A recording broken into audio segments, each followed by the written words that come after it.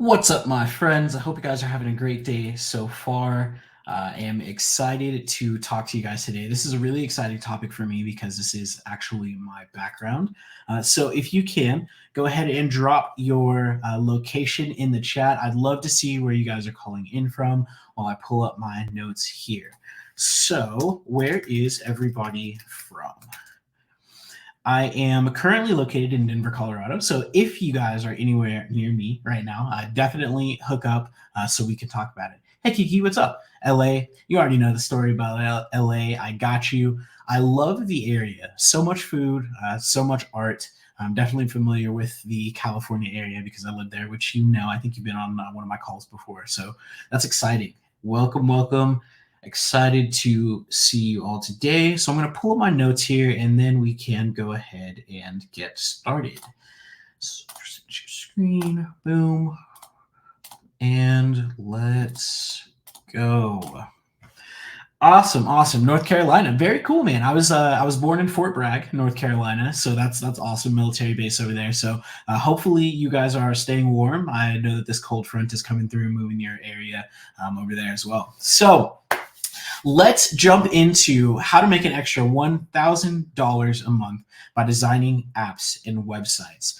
So today we are going to be talking about what is UX design if you don't know already, how to make money doing it, and your next steps to make sure that this is something that you can use to increase your income and achieve your dreams. So if you joined my calls, you know what the deal is. My name is Ronald. I'm the lead designer for Moment Studio over the Career Jumpstart program, and I am a Nielsen Norman Group UX certified designer. I have 5 years. It's actually 6 years now, so I didn't even change this, but 6 years of professional design experience, 10 years of business experience. I've shipped countless design products to happy users, helped hundreds of people transition to UX. And personal facts about me: I love to read, I love to write, I love to learn new languages. I'm actually on French right now, and I love to eat, but I hate to cook. So it's definitely not a great thing for me. So for those of you who are just curious and don't really know, what is UX design? So UX design is the process of creating products and services that provide a positive and meaningful experience for users. So that was a lot of words to just say. We basically figure out what users want, why they want it, how they use it, and then we design that. So the platform that you guys are on right now is called StreamYard, and it was likely built by a UX designer who spoke to people, both content creators and users, to understand what they needed in a product. And that is what we do as UX designers. So why is UX design so important to businesses? So companies with UX designers actually grow 2 times as fast as not having designers. There was actually data that came out to say that companies with UX designers on their team experienced a 9,900% return on investment to whatever product they were working on versus other companies that did not have UX designers working on their products. So UX design is also important to users. So UX designers make a user's life easier. We absolutely do. Because if you've ever picked up your phone or used a website and it was the smoothest process that you've ever experienced in your life, someone likely engineered that, right? They likely created that by talking to users like you, understanding what you needed, and then they built that for you. It's actually proven that the goal conversion rate of companies is 5 times higher than companies without UX designers because customers want to use products that actually work, right? It just makes sense. It was actually shown that companies had a 70% retention rate for customers who kept just coming back to use their products when they realized that the product they were using met their needs and actually was good to use. So let's learn how you can make money as a UX designer. So there are a couple different paths that you can take, right? So one, you can go the corporate route. You can get a job, join a cool team, and get paid an average salary of about 100K, and you can contribute to those company goals as a whole. Nothing wrong with that, right? You can also be a contractor. So you can work on an hourly basis for up to 175 an hour. And I say up to very lightly, considering you can go on LinkedIn right now and you can see even numbers higher than that with experience. And you can maintain your flexibility with multiple different projects. Or you can be a freelance designer, right? You can be your own boss. You can start your own design agency if you want to, and you can charge up to $50,000 per project working on only the projects you like. So today's course is actually going to be on how to be a freelance designer, right? How to go off on your own, grab clients, and build projects for them. So let's talk about the freelance track, right? I know that it seems really daunting. I know that it seems difficult to do considering a lot of people might not understand what all goes into that. So you can decide to set up your legal business stuff however you want to. I'm not a legal advisor. I can't advise you on that. Some people decide to do an LLC. Some people decide to just be, themselves. Hey, this is what I'm doing. Would you like to come on with me? Whatever you decide to do is what you decide to do. But today we're going to be talking about setting your own schedule, because this is really what trips people up. They don't understand how to break out the time of work that they need to complete, right? And so the easiest way that we can do this is to talk to the client about their needs, understand your design process and how you go through the process of building your products. You want to set realistic expectations for your dates, bake in response times and buffer times, because sometimes it takes a while for the client to get back to you, or it takes a little bit longer for you to implement some of the stuff that you want to do. You want to set a project roadmap for yourself, basically saying, okay, in this period I'm going to get this done, in this period I'm going to get this done, and I should be done with the project by this time. And then you want to share that plan with the client and stick to it. So over to the right, we have an example of about half of what a projected schedule would look like, right? And so, I said earlier in the call, I'm super excited about this because I actually came into UX design as a freelancer in the first place. And so it was really easy for me to make this. And it's really exciting because you really do get to set your own schedule and decide when you're going to get things done based on, client needs and your understanding of your design process. So day one, just as a sample, it could be the kickoff call, right? So in the kickoff call, you basically meet with the client and understand what it is that they want. If they have a current product, you can walk through that current product. You can listen to what they need from that current product or why they don't like it. And if they don't have a current product, you can just talk to them about what they need. What is their business like? How do they want to portray themselves? What is their end goal with their customers or users, right? Are they trying to just make more money? Are they trying to get more, heavier customer retention? What is it that they need? And then from that, you basically organize your assets. You get the contracts and all other stuff drawn up. And then afterward, you do subject matter expert research, which is basically figuring out what the client's business is, understanding their needs, understanding the competitors in this case, and understanding how you can create what they need from you. And so then day 7, you could be, drawing out your red routes and your user flows, right? Exactly what the user would need in this particular product to get their workflow finished. And then you send it off to the client, right? So we're on day 9. You send all this information off to the client with a presentation of why it matters, right? Why did you create these user flows? Well, you learned from all of the research that you conducted that this is what you needed to get started with this project. They approve, they deny, you talk about it, you fix it, they approve, and then you go into the next portion of research, right? This is more of the competitive analysis. This is more of the what are other companies doing that are like the client who I have, and how can we make our client more like them, but also set them apart, right? And then from there, you do lo-fi wireframes, which, if you do know the UX design process, it's basically just a bunch of shapes on a page that tell you, hey, this is the overall structure of where I'm going to have my work. From there, you can send it off to the client.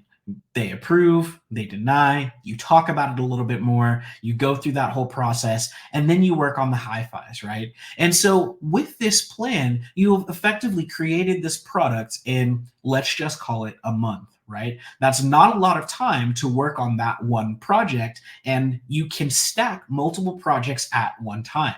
You build in your buffer time and you build in your response time to make sure that you don't have deliverables set up back to back. But this is how you can really grow and scale as a freelancer working in UX design.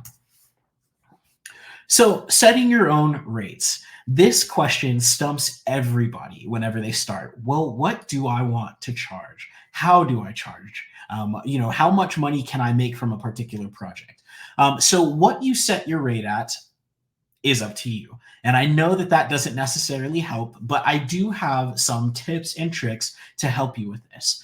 So, if it's easier for you to charge per project, you can just include a base price of how many hours you think that that project will take you altogether. And then you want to multiply it by 0.55, which is 55% for your labor, and then create your quote.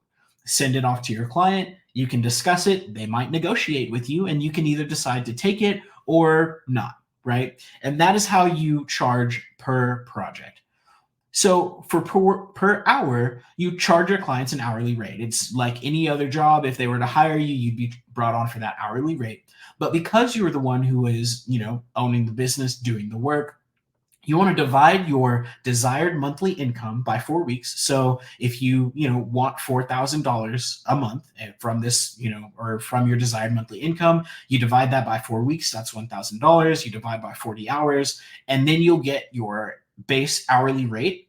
And then you multiply by 0.55 as a markup for incidentals and labor and different things like that. And then you charge that as your base rate. I think at $4,000 a month as a monthly base with a 55% markup, you're at like $38 to $40 an hour, right? So that's charging about $40 an hour to work on a particular project based on how many hours you think that you will be able to get this finished. You can also charge per feature. So this one is a little bit trickier, and so it's not as popular. But basically, so you have an entire project, and that project might be, multiple features at a time. You can decide to say, okay, hey, I drew out all of these user flows, and I know that some of them are going to be more complicated than others. And so I'm going to charge differently based on the feature and based on what it would take me to complete this. And so that nice little number, you basically calculate how long it will take you to do the job, mark it up by 55% for each feature release, and then you charge for that. So the bonus here is that a lot of companies don't know anything about design, and therefore they don't know how to communicate with their developers when things need to change, when they don't look as intended.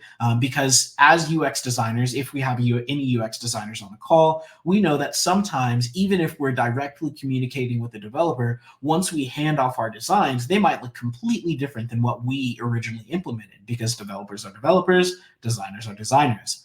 In this case, you can actually tack on a retainer to say, hey, I know that I'm designing this and you're going to have a developer develop it. If you want it to look exactly like the design, I can stay on for a monthly retainer to do QA, to make any design changes that you need, that are smaller, that, maybe you can say, oh, it'll come with an extra 5 hours a month of QA work, right? Of changing the design as needed.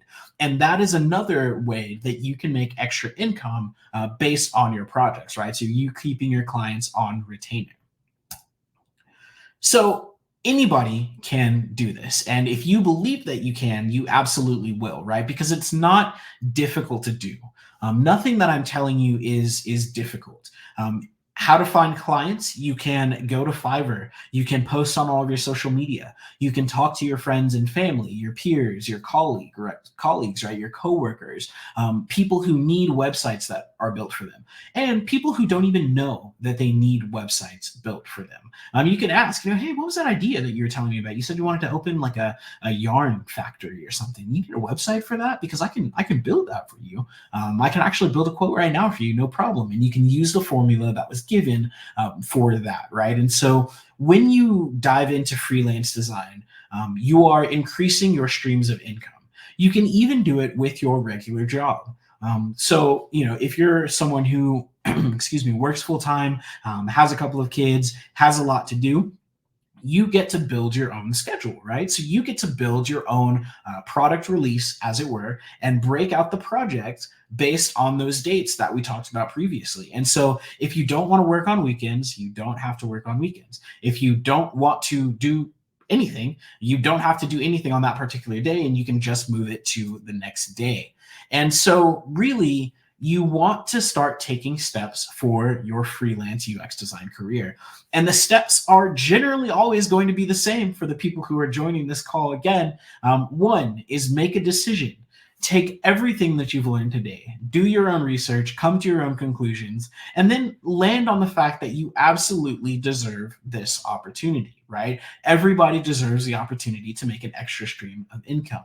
And then two, you want to get educated. You want to find a trusted source to get your information from to learn how to design. We also have a program. Our program provides structured learning for those who want to finally make that career change. Each of you will be able to receive an email after this with information for that program so we can help you on your way. Number three, you want to build a portfolio.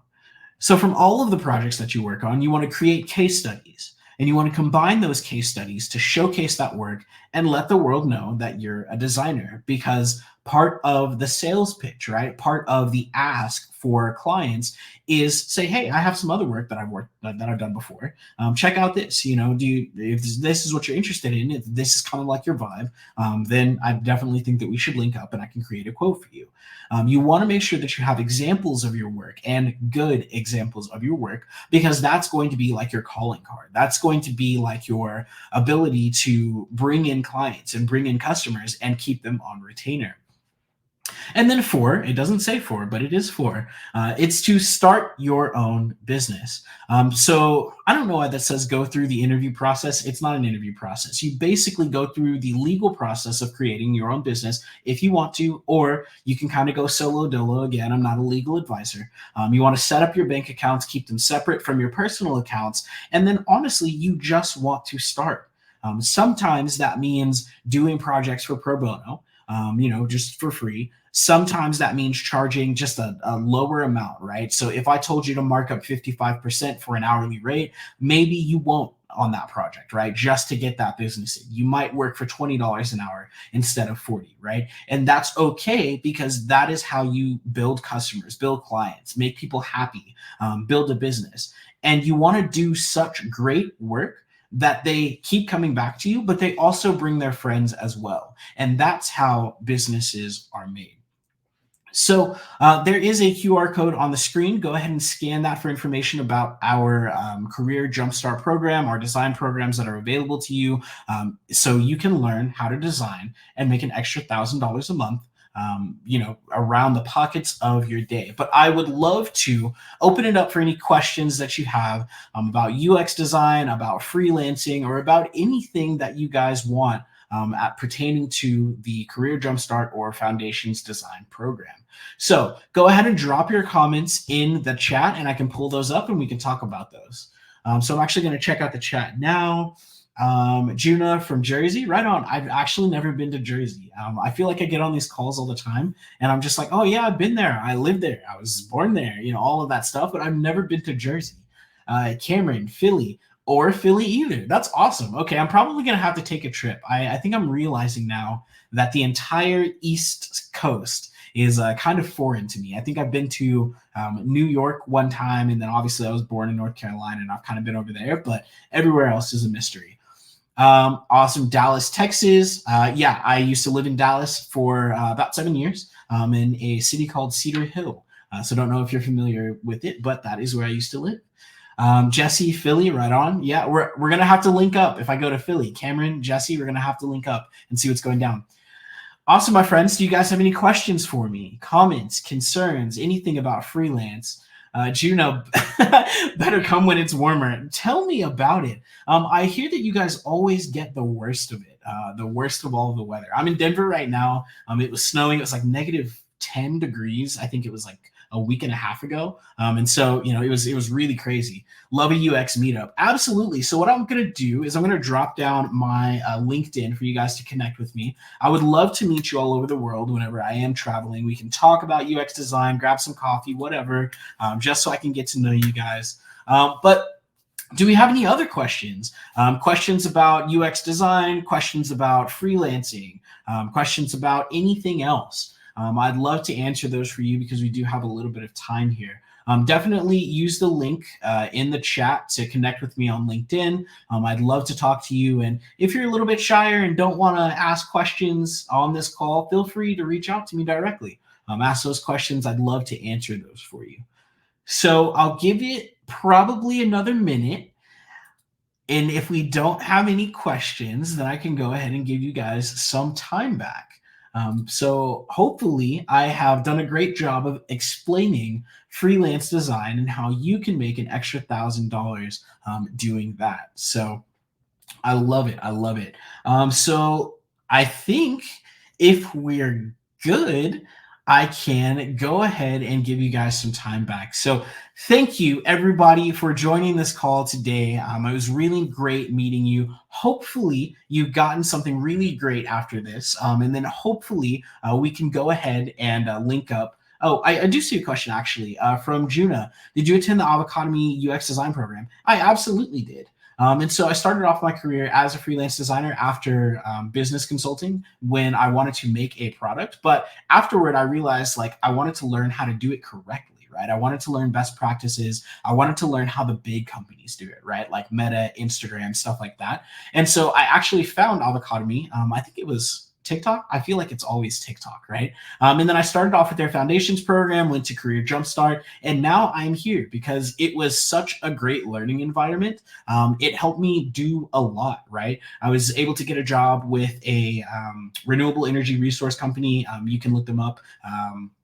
If you connect with my LinkedIn, the product that I actually worked on was named, I think it was Best Invention of 2022 in Times Magazine. And so that is the type of stuff you can do when you learn how to do UX design. So hopefully that answered your question. No questions here. I think a lot about collaboration opportunities with developers. Absolutely collaborate with developers. And if there's anything I can do to help you in that effort, please let me know. Okay. If we don't have any other questions, if you do, drop them down, drop them down. I'll leave it open for just a little bit. But if we don't, then I can go ahead and let you guys go. This was a fun one. You guys are definitely interactive. And again, hopefully I've done a good job of explaining everything to you. I would love to connect with you outside of this. Thank you so much for meeting with me today. And if you do have any other questions, feel free to connect with me on LinkedIn. Thank you, everyone. Have a good day.